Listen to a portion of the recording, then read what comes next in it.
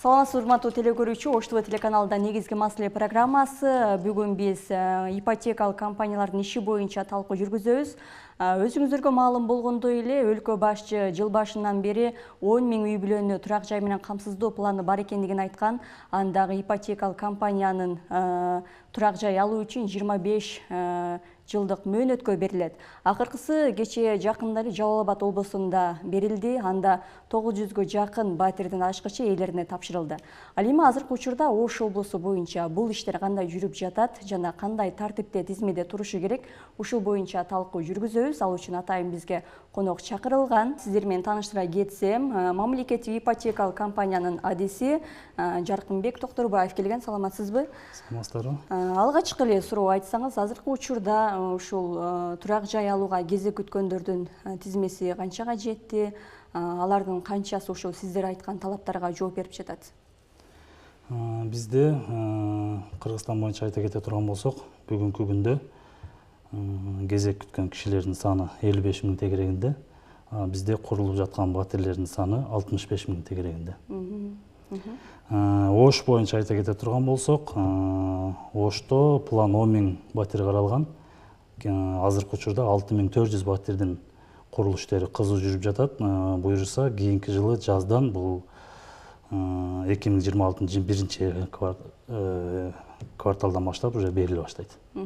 Азыркы учурда ушул баягы ипотекалык компаниянын бул сиздер жасап жаткан иштер эң жакшы мүмкүнчүлүк болуп атат да. Ошол эле учурда баягы кезекке тургандардан кантип кезекке турсак болот, кандай документтерди талап кылышат деген суроолор болуп, ушул боюнча айтсаңыз. Бизде талаптар жөнөкөй. Максат мамлекеттик ипотекалык компаниянын негизги максаты чыныгы үйгө муктаж жарандарды үй менен камсыз кылуу. Бул жака келип, үй ала турган кишилердин баарынын үйү жок болуш керек. Өзүндө, жубайында 18ге чыга элек балдарында үй жок болуш керек. Үй болуп бирөө өткөзүп берген болсо, же үйгө болгон алып сатууга аралашып калган болсо, бул 3 жыл өтүш керек аралык. Экинчи талаптар, биринчи Кыргызстанда официалдуу иштеген кишилер кезекке турат. Кезек боюнча айтып кетейин, анан мигранттар тууралуу да кошумчалап айтып кетебиз. Кимдер кезекке тура алат? Кезекке тура алган кишилер бул Кыргызстанда официалдуу иш болуш керек. 2 жыл стаж, азыр учурда иштеп жаткан киши болуш керек. Же акыркы уюмда 12 айдан бери токтоосуз иштеп жаткан киши болуш керек. Ошол кишилер келип кезекке тура алат. Бул жакта бөлүнөт. Бюджетный сфера, жеке тармак, частный сфера болупчу. Бюджетный сферада иштеген кишилер булар жеңилдетилген ипотекага кезекке турушат. Баштапкы төлөмү жок. Үйгө кирип жашап баштагандан баштап кезеги келип 25 жыл бөлүп төлөйт. 4 жылдык 4% үстөк менен төлөйт. Арзан ипотекага кимдер турат? Булар частный сфера, жеке тармакта иштеген кишилер. Булар деле ошондой баштапкы төлөмү жок, үйгө киришет, үйгө кирип жашап баштагандан баштап 25 жыл айма-ай бөлүп төлөйт. 8%дык жылдык үстөк менен. Ушулардын арасынан анан бизде социалдык деген дагы бир багытыбыз бар. Бияка кимдер өтөт? 5 баласы барлар, жашы жете элек балдары барлар. Үй бүлөсүндө же өзүндө мүмкүнчүлүгү чектелген жарандар болсо, күйөөсү өтүп кеткен жесир аялдар деп коебуз, жалгыз бой энелер деп коебуз. Ошолор анан балдарынын фамилиясы апасында болгон, никеде турбаган жалгыз бой энелер дагы өтөт. Баткенде чек ара кызматында иштеген кызматкерлерибиз дагы социалдык ипотекага өтөт.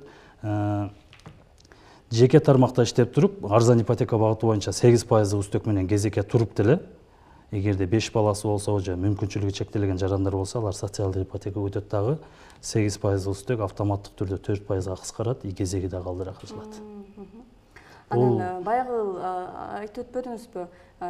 Ушул ар бир багыт боюнча бөлүнүп каралган депчи, анан тизме боюнча алардын багыттары дагы өзүнчө каралабы? Мисалы, мамлекеттик кызматта өзүнчө, аскердик кызматчылар өзүнчө депчи? Жок. Бул жерде ошол эмеле бөлүнөт. Частный сфера, анан бюджетный сфера, 2 эле тармак болуп бөлүнөт. Анан азыркы учурда баягы ошол жерде төлөмдөр каралганда баштапкы төлөмдөр бардык жагында берилбейт, баштапкы төлөмдөр? бизде 3 багыт бар, үчөөндө тең баштапкы төлөм жок. Жеңилдетилген тартипте берилет. Азыркы учурда ошол Ош облусу боюнча кайсы тармактар мындай көбүрөөк муктаждык жаратып жатат? Бизде эң көп кезекте турган кишилердин саны бул сөз жеңилдетилген ипотека багыты боюнча.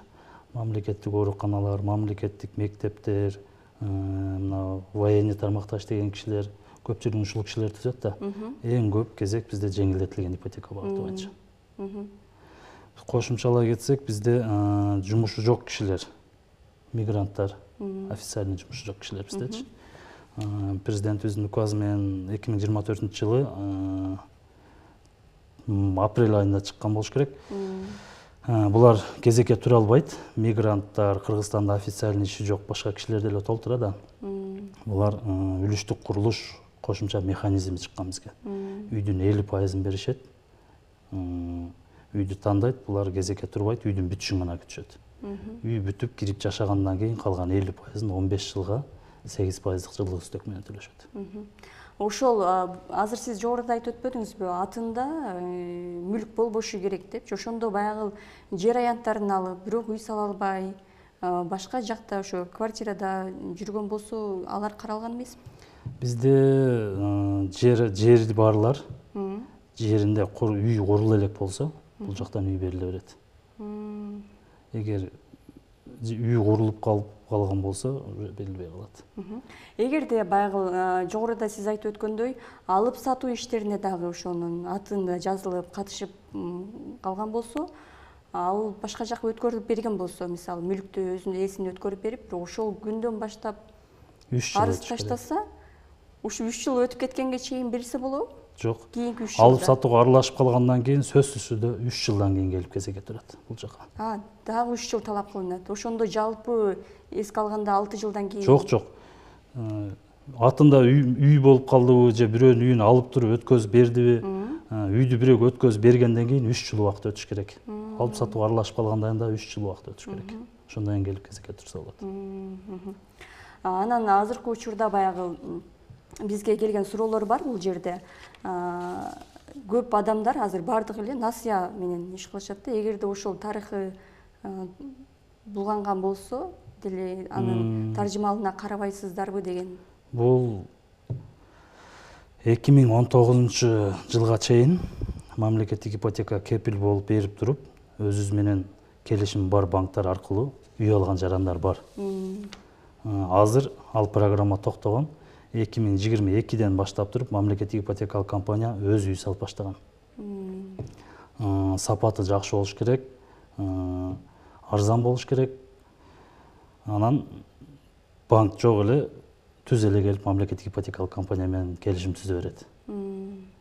Тарых булганган болсо, бул анча деле каралбайт. Каралбайт, Эң негизгиси анын атында таза болуш керек. Үй жок болсо болду. Мүлк жок болуш керек экен да. Бул жерде дагы биз ушул социалдык тармактардан келген суроолорго кезек бере турган болсок, алайда иштегендер эмне үчүн Оштон эмес, Кара Суу районунан берилип жатат? Ушул жака кезекке туруп жатабыз деген суроо бар экен. Бул мындай болуп калат. Бизде азыр Ош областы боюнча айта кете турган болсок, Алай району, Чоң Алай району, Алайку. Бизде мамлекеттик ипотекалык компанияда планда бар, жер үй салып берүү маселеси каралган. Жакын арада ушул программа ишке кирип калышы мүмкүн. Мамлекет бизге шарт түзүп берип атпайбы? Мисалы үчүн жаран Алайда иштеп атат. Биз ал кишиге Ош шаарынан үй берип койсок, 2 сааттык жол. Тиги жака барып келип иштебейт да. Анан бир гана бул Алай деле карап калган жок да, бияктардачы Өзгөн району бар, Кара Суу району бар, Ноокат району бар. Мамлекет бизге шарт түзүп берип атат. Кимдин жумушу кайсыл жерде болсо, жумушуна жакын жерге үй салып берген этиш. Дагы бир жарандан суроо келген. Ошто жашайм, учетум жок дейт, бирок шаарда иштейм. Ошондо мен шаардан үй алсам болобу дейт. Бизде каттоо каралган эмес. Прописка деп коет го. Айылда болобу, шаарда болобу, каттоо каралбайт. ким кайсыл жерде иштесе, эгерде мамлекеттик жумушта иштей турган болсо, ал кайсыл жерде иштеп жатат, ошого гана ошого карап берилет. Анан бирок ал ротация болуп кеткен учурларда эске алынган эмеспи? Болот. Бул жаран ошто кезекте турду. Кезеги келгиче бул баткенге ротация болуп кеттиби? Кезеги келгенде оштон үй ала берет. Эгер ротация болбой, өз калоосу менен которулуп кеткен болсо, анда ала албай калат. Ротация деген эми бул өз калоосу менен болбой калат да. Жумуш менен кетет да. Мамлекеттин кызыкчылыгы менен. Оштон кезекке турду, келип кезеги келгенде оштон ала берет. Бул жерде эч кандай көйгөй жаралбайт. Анан кечегинде ошол Жалал Абад облусунда берген үйлөрдү берип жаткан учурда өлкө башчы дагы айтты да, мындай алмашып алуу процесси дагы жүрсө болот депчи. Ошол кандай мөөнөттө, кандай тартипте жүргүзүлөт? Биринчиден бизде түштүк региондо негизи эле Кыргызстан боюнча 12-май күнү дагы бир чоң жаңылык болду. Жалал Абад шаарында бүтүрүлгөн үйлөр чыныгы муктаж адамдарга берилип баштады. Баардык катышып келди, урматтуу президентибиз өзү келди, ачкычтарды тапшырды. Бул мындай болот. Алмашуу жолу расширение боюнча сурап атасыз да. Азыр бир бөлмөлүү батир алган киши, жалгыз бой кишилерге бир бөлмөлүү берилет да, биякта үй бүлө мүчөсүнүн санына карап берилет. Үйдү төлөп бүткөндөн кийин 2 бөлмөлүгө алмашып алса болот. Бул азырынча бул элек программа ишке аша элек. Бул 1-2 жылдан болот. Планда бар. Планда бар. Себеп дегенде биз бул жакта кезекке турган кишилерге да үй берип алышыбыз керек да. Бияктагыларга бербей туруп расширение туура эмес болуп калат го дейм. Анан ошол эле учурда 1 комнат, 2 бөлмөлүү, 3 бөлмөлүү батир алды, бирок төлөмдөрү кечигип калса, сиздер тараптан кандай талаптар коюлган? Бул бөлмөлөр үй бүлө мүчөсүнүн санына карап берилет да. Жалгыз бой кишилерге 1 бөлмө, үй бүлөлүү балдар азыраак кишилерге 2 бөлмө, көп балдар менен 3 бөлмөлүү үй берилет. Бул баасы 1 бөлмөнүкү арзан, 2 бөлмөнүкү кымбатыраак, 3 бөлмөнүкү андан кымбат болот да. Ооба. Бул киши өзүнүн мындайча айтканда каражатына карап туруп алса деле болот. 3 бөлмөлүү ала турган киши каражаты 2 бөлмөлүүгө жетеби, 2 бөлмөлүү алса болот. 3 ай катары менен төлөбөй калса, келишимде бар, бул үйгө кирип атканда өзү келишимди окуп кол коет, мамлекет үйдү алып койгонго толугу менен укугу бар. Анан кимдерге мындай тандоо артыкчылыгы каралган? Кайсыл жерден алса болот, канча бөлмөлүү, канчанчы этаж, азыр эми үйлөрдүн кабаттарынан тандоодон дагы ортодо аябай келишпестик жаралат да. Бул жерде биринчи артыкчылык үлүштүк курулушчуларга, үйдүн 50% бергендерге. Булар үйдүн 50% бергенде, булар үйдү тандап туруп анан берет. Бойдок киши болуп туруп эле, жалгыз бой киши болуп туруп эле 3 бөлмөлүү үй алса болот, эгер акчасы жетсе. Анан тактап кетейинчи ушул жерде. Ошо үлүштүк курулушта алганда, аларга артыкчылык мамлекет тарабынан берилген, тандоо мүмкүнчүлүгү дагы берилген. Анан бул жерде ал киши мисалы канча бөлмө ала турганын, бирок өзүнүн атында мүлкү бар экенине, жок экенине карабайбы, же ал да каралабы? Бизге келген кишилер 100% үй жок кишилер болуш керек. Буякта максат чыныгы үйсүз жарандарды үй менен камсыз кылуу болот да. 100% үй жок кишилер. Үйү бар кишилерге бул жактан берилбейт. Анан жанагы эле улап кете турган болсок, анан биринчи кабаттар булар мүмкүнчүлүгү чектелген жарандарга берилет. Анан 3-4 кабаттар булар баягы чучугулак менен тартылат. Неге дегенде баарыбыз эле 2 же 3 кабатты алабыз келет да. Ооба. Чучугулак менен берилет кабаттар. Тандоо ошондо алардын иш-чара жүргүзүлөт экенби? Алуучулардын ортосунда? Жок, бизден болот бияктан. Кезеги келип, ошол маалда бир бөлмөлөрдү чогулат да, бир подъездге. Ким кайсы кабатты алат, пешенеси да. Дагы бул жерде бир жарандан суроосу келген. Ош шаарында үйлөр качан берилип баштайт? Аскер кызматчыларына атайын квоталар бөлүнгөнбү дейт. Ош шаарында Кудайым буйруса 2026 жылдын 1-кварталы, бул жаз айларынан баштап берилип баштайт. Анан тиги аскер кызматкерлери боюнча айта кеткен болсок, бизде азыркы учурда мамлекеттик ипотекалык компаниянын талаптары боюнча аскер тармагында иштейби, мектепте иштейби, больницада иштейби, ким качан келип кезекке турду, бизде кезек менен берилет. Ошондо алардын кезектери мамлекеттик кызматчылардын ичинде каралган, анан жекелерге мындай аралашылбайт. Жок. Азыркы учурда баягы сиз жогоруда айтып өтпөдүңүзбү? Тандоо мүмкүнчүлүгү берилет депчи. Азыркы учурда ушул сиздердин иштеп жаткан программалардын ичинен кайсы тармакта мындай көбүрөөк, анткени үйлүктүү курулушта баягы мигранттар көбүрөөк муктаждыкты жаратып келет да. Азыркы учурда кайсы тармак мындай алдыда кетип атат? Бизде мынандай болот. Курулуп бүткөн үйлөрдүн 50% үлүштүү курулуштууларга кетет. 50% кезектеги кишилерге кетет. Неге дегенде, статистика менен карап келгенде бизде официалдуу иштеген кишилерге караганда Кыргызстанда официалдуу жумушу жок кишилер көбүрөөк. Бул буга чейин 35% ошол үлүштүү курулуштарга кетип атканда, анан азыр эми 2024-жылдан баштап 50%га көтөрүлдү ушул. Азыр сиздерге ушул документтерин тийиштүү деңгээлде тапшыргандан кийин мөөнөтү келген учур болот да. Мөөнөтү келген учурда кайрадан документтер каралабы? Анан ошол учурда мүлкү болуп калышы мүмкүн да. Ал учурда кандай болуп калат? Муну статус деп коет го. Азыркы кезекке туруп аткан кишилердин мамлекеттик ипотекалык компанияга арыз тапшырып атканда үйү жок, жумушу бар, жолдошунда үйү жок, балдарында үйү жок. Кезеги келгенде ушул эле статус болуш керек. Кезеги келгиче мен кезекке туруп койдум деп туруп атына үй каттап алса, кезеги келгенде дагы башынан текшерилет да, анда үй берилбей калат. Жумушун таштап коюп, за границага кетип калабы же башка жумушка кетип калабы, неофициальный болуп калса, анда дагы үй берилбей калат. Жумушта болуп туруп, жумушун которгон болсо, анда боло берет. Каралат, анда берилет. Биз баарыбыз мамлекеттик кызматкербиз. Мектепте иштейби, больницада иштейби, банкта иштейби. Бул ушул бюджеттик сфера, анан бюджеттик тармак, жеке тармак болуп экиге бөлүнөт да. Мамлекеттен айлык алган кишилер булар бюджеттик тармакка кирет.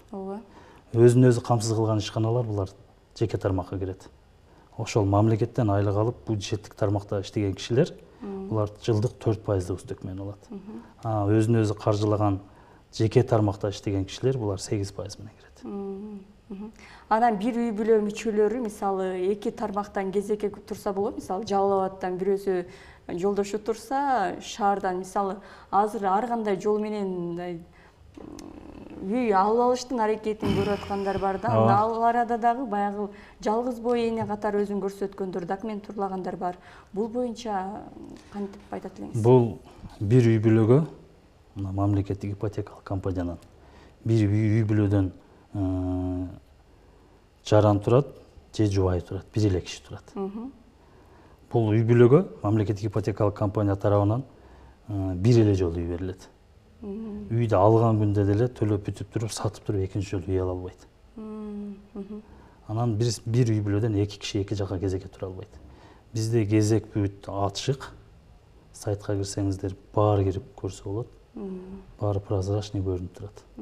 Анан тизме өзгөрүлбөй жатат. Тизме ошол боюнча январь айында арыз берген болсо ошол боюнча токтоп турат дейт да. Ушул боюнча мындай түшүнүктүү маалымат бере кетсеңизчи. Бул тизме деген өзү негизи бизде ай сайын жаңыланып турат. Бул азыркы эки жолу жаңыланганда бул 3 айда жаңыланып калды. Себеп дегенде бизде декабрь айында Бишкекте биринчи үй бүлөлөрдү тапшыруу азем болуп калды. Ошого байланыштуу көбүрөөк көңүл ошол жака бурулуп калып, тизмени 3 айда бир жаңылады. Январда жаңыланган боюнча мынау ушул айдын этегинде буюрса жаңыланат. Мындан кийин уже ар ай сайын жаңыланып турат.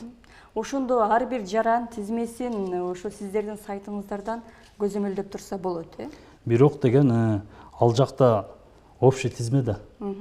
Ким канчанчы кезек экен ар биринин өзүндө жеке кабинетинен көрүнүп турат азыр.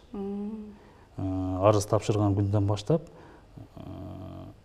1 айдын ичинде каралат дагы, ар кимдин өзүнүн жеке кабинетинен көрүнүп турат. Акыркы суроо болсун, ушул документтерди тапшырып жатканда жарандар эмнелерден көбүрөөк ката кетип жатат, сиздер эмнелерден мындай түйшөлүп жатасыздар?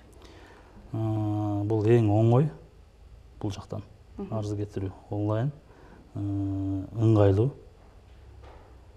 Эң түйшөлгөн маселе бул жерде бизде кайсыл маселе болуп атат? Бул бизде кошумча тиркеме, баланс KG тиркемеси менен мегапей тиркемеси. Өзүн өзүн тастыктоочу. Арызды ким толтуруп атат деген жери ошол. Ошол тиркемелерден гана бир аз кыйынчылыктар болуп атат. Калганы бул биздин программа өтө оңой. Түндүк аркылуу дагы программа иштелип атат бизде. Буюрса жакын арада чыгып калат. Кезекке туруу мындан да оңойлошот. Буюрса.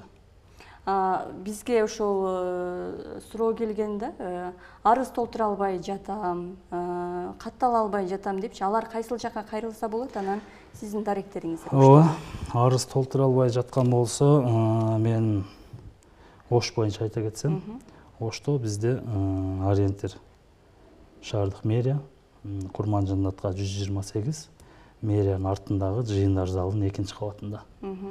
Биздин YouTube каналыбызга катталып, ошол жактан маалымат алса болот. Instagram каналдарыбызга катталса болот, Telegram каналдарга катталса болот.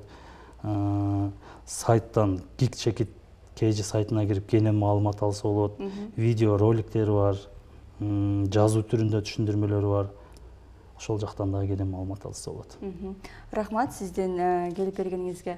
Урматтуу телекөрүүчүлөр, биз бүгүнкү негизги маселе программасында Оштогу ипотекалык компаниянын иши боюнча жана андагы тизмелер, документ толтуруу иштери боюнча талкуу жүргүздүк. Эсиңиздерге сала кетели, биз өкүлчүлүктүн өздөрүнө гана тиешелүү суроолорду бергенге аракет кылдык. Жогоруда белгилүү болгондой эле, ошол сиз эгерде арыз таштасаңыз, сиздин сөзсүз түрдө мамлекеттик кызматкер экениңизди эске алуу менен кайсыл жакта иштегениңизге жараша турак жай берүү каралгандыгын, ал эми жеке тараптар үчүн атайын үлүштүк программасы иштеп жатканы, ал боюнча сизге тандоо мүмкүнчүлүгү мамлекет тарабынан берилгендиги айтылды. Бүгүн биз ушул боюнча талкуу жүргүздүк. Студияда мен Гүлшайыр Талантбек кызы болдум. Кечиңиздер көңүлдүү улансын.